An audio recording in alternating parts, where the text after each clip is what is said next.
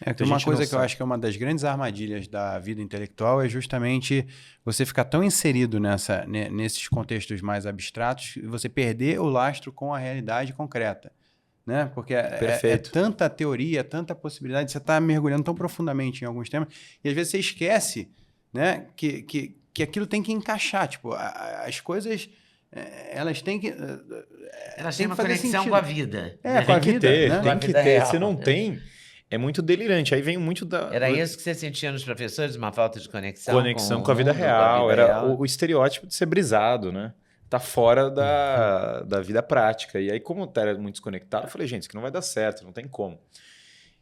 E aí, o Em Busca da Verdade surge muito disso, porque eu fui trabalhar em coisas que não eram necessariamente a filosofia. Então, eu fui trabalhar em empresa, fui trabalhar no governo, eu fui coordenador de empreendedorismo do governo do Paraná, por exemplo. Então, as funções que existiam no governo eram todas muito ligadas a desenvolvimento Mas econômico. em governo de quem isso no Paraná? Isso foi era o governo do Ratinho Júnior, que é o governador atual, na época também era o governador.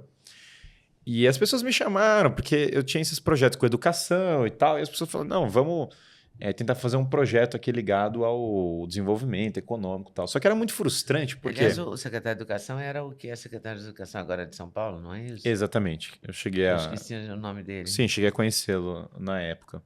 E aí eu estava no governo do Paraná na época, né?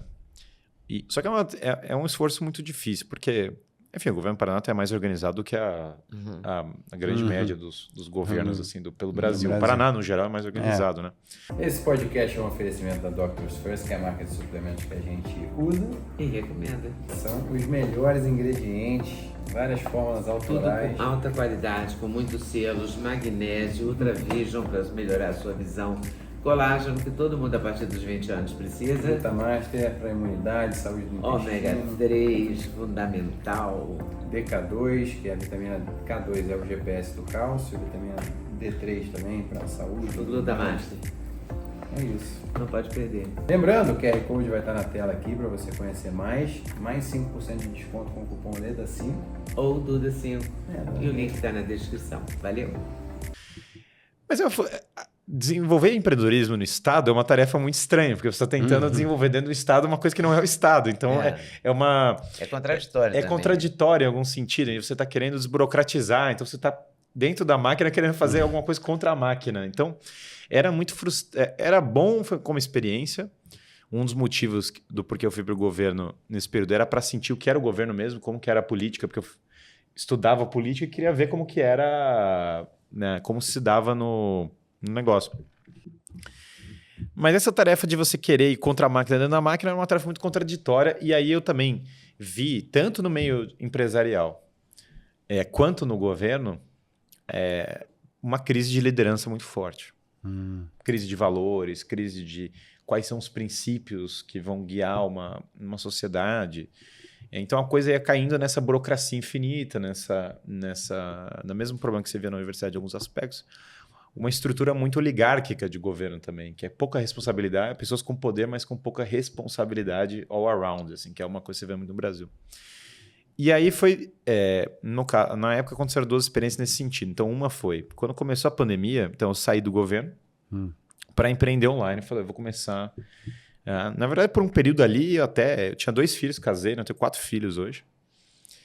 E eu tinha 2 filhos ali na época, 2 filhas. Mas você estava com quantos anos? Eu casei com 25, isso, né? que ficou faltando essa informação depois. Eu casei com 25, que foi a época que eu acabei a faculdade. Esse período é o que eu estava com 20... Catarina tem 5, quando a Esther tem... Foi o quê? Eu estava com 28 anos, por aí.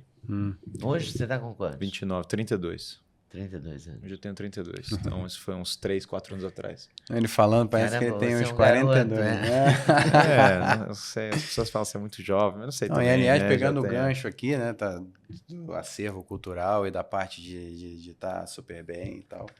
Aqui temos o nosso grande patrocinador, que é a Doctors First, que é uma marca de suplementos que usa os melhores ingredientes aqui. Muito Dá pra obrigado, você Duda. manter toda a sua energia, toda a Muito sua obrigado. vivacidade mental. Cuidado hardware, porque Sim. de software você...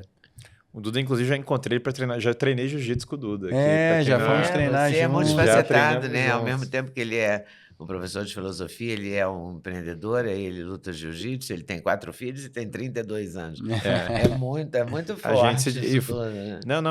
Vai, a gente... É católico e é conservador? Sim, eu não uso o termo conservador exatamente, Eu mas... sei que você não gosta dele, eu vi uma entrevista sua que você dizia que não gostava. Eu não gosto desse termo porque, enfim, até para entrar nisso, eu não gosto desse termo por alguns motivos. Um deles é o conservadorismo como termo político surge no mundo pós-iluminista para preservar as instituições do mundo pós-iluminista.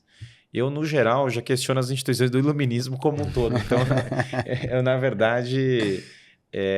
Em que você acredita? Em que você realmente não questiona? Sim, eu acredito, em termos de filosofia, no tradicionalismo político, com certeza. Está muito mais para essa linha. Em especial, um tipo de tradicionalismo próprio da filosofia clássica, mas que passa para essa tradição ibérica, né? Então, esse tradicionalismo...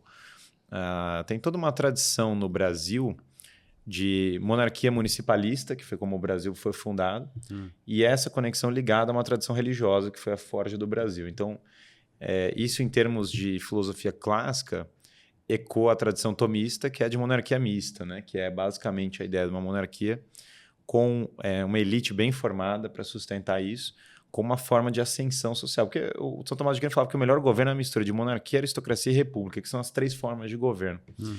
Então, quando você tem um regime que tem uma liderança, mas ao mesmo tempo tem uma elite bem formada e tem formas de ascensão para as pessoas, eu diria que esse é o governo mais equilibrado. O Brasil, essa gênese do Brasil nós estamos numa cidade que foi fundada como uma escola de educação clássica e latim do Padre Anchieta. São Paulo veio disso, né? O Rio de Janeiro veio dessa batalha das canoas, que era uma batalha religiosa para afirmar a identidade do Rio. Então você tem eu, na verdade, sigo muito mais essa tradição tomista da política do que o conservadorismo propriamente. Porque Edmund Burke, que foi um dos grandes figuras do conservadorismo, ele era um defensor da Revolução Gloriosa, né? E eu, sem dúvida, estava do outro lado da Revolução Gloriosa. Eu acho que o lado ruim ganhou a Revolução Gloriosa, com certeza. Enfim, então, não tem como usar um termo desses. Agora, no sentido popular da palavra, eu sou conservador. O que quer dizer com o sentido popular? As pessoas falam conservador é uma pessoa que defende um tradicionalismo de costumes, de moral. Nesse sentido, sim. É igual a palavra...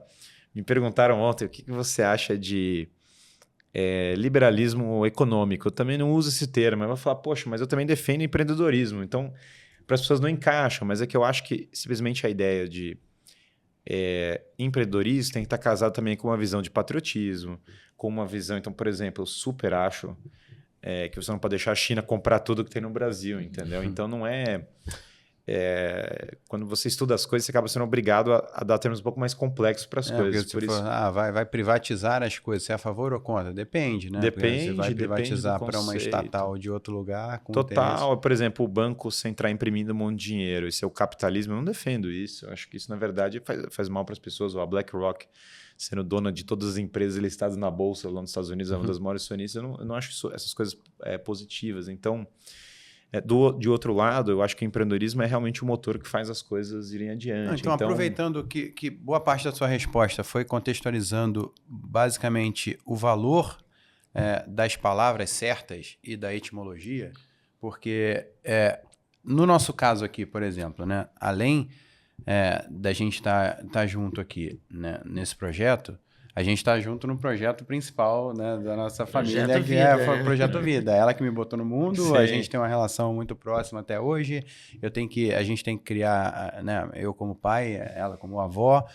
E assim, por exemplo, eu vou te dar um exemplo bobo, mas que para mim me deu um estalo muito grande assim, em relação ao significado das palavras. Um dia a Zoe chegou e falou, eu tô ansiosa, papai, não sei o que. Eu falei, não, filha, você não tá ansiosa, você tá empolgada. Porque, tipo, uma palavra errada, eu sei que existe no jargão popular aquela coisa de para bom entendedor, meia palavra basta. Sim. Mas cada meia palavra que a gente vai usando, acumulando isso, quanto mais complexos são os raciocínios na filosofia, isso fica ainda mais exacerbado.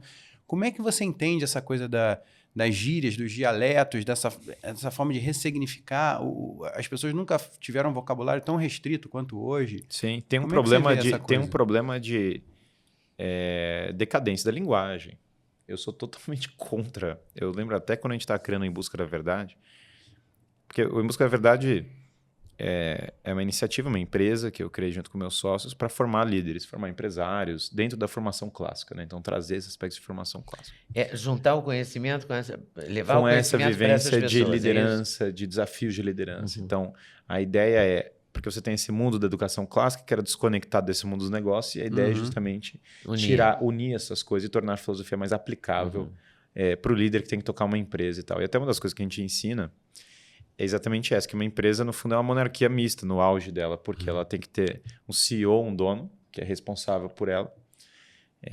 Ela tem que ter uma aristocracia, no sentido que ela tem que ter um grupo de excelência que envolve esse dono. Então, aristocracia é um termo, porque eu estou falando tudo isso? Porque esses termos eles perderam o significado original. Então, a pessoa pensa em monarca, as pessoas pensam na Inglaterra, mas a rainha da Inglaterra, em muitos aspectos, não governa, não é o rei agora. O rei seria o poder moderador? Seria o cara que vai interceder só Sim, depende. No caso, por exemplo, numa empresa, ele é aquela pessoa que tem accountability, é a última autoridade que responde pelo que vai acontecer na empresa. Se tem um problema na empresa, o dono vai ser o último que vai falar, poxa, agora a gente vai ter que fazer isso. No caso do Brasil, de fato, nós temos essa experiência do poder moderador, que é muito interessante. Enfim, o caso do Brasil tem uma diferença qualitativa muito grande entre Dom Pedro II e o que veio depois. Assim, a oligarquia que veio da República não foi uma coisa muito boa. E é louco porque isso é meio evidente para os brasileiros, que é uma coisa fascinante, que os brasileiros têm essa... os brasileiros mais letrados na história têm essa consciência. Mas, enfim, o ponto numa empresa você tem que ter uma pessoa que tem autoridade, sem dúvida. E tem que ser república, porque você tem que ter modos de ascensão dentro da empresa, de acordo com o mérito que você demonstra. E aí, no começo do Em Busca da Verdade, a gente tinha essa discussão. Será que nós usamos os termos tal como estão na filosofia clássica? Ou nós usamos os termos tal como as pessoas entendem hoje? Porque, repara, hoje as pessoas têm uma visão negativa de aristocracia. As pessoas não pensariam como monarca, pensando numa empresa. Elas não usam essa terminologia. E a decisão ali foi, não, nós vamos usar os termos corretos e explicar para as pessoas quais são os termos. Porque, senão... Você cai num loop de decadência da linguagem, inversão da linguagem infinito. Você vai cair nesse mundo do 1984, que é a inversão total. Então, liberdade é escravidão, e os termos vão sendo manipulados, e você vai sumindo com itens da história. E essa manipulação da linguagem, tanto a decadência, entre aspas, espontânea, que simplesmente vai virando gíria, vai perdendo, ninguém me lê Camões, ninguém sabe falar latim... se perdeu. Falando de gerações, a minha avó, eu olhei o currículo dela na escola, estudou no mesmo colégio que eu.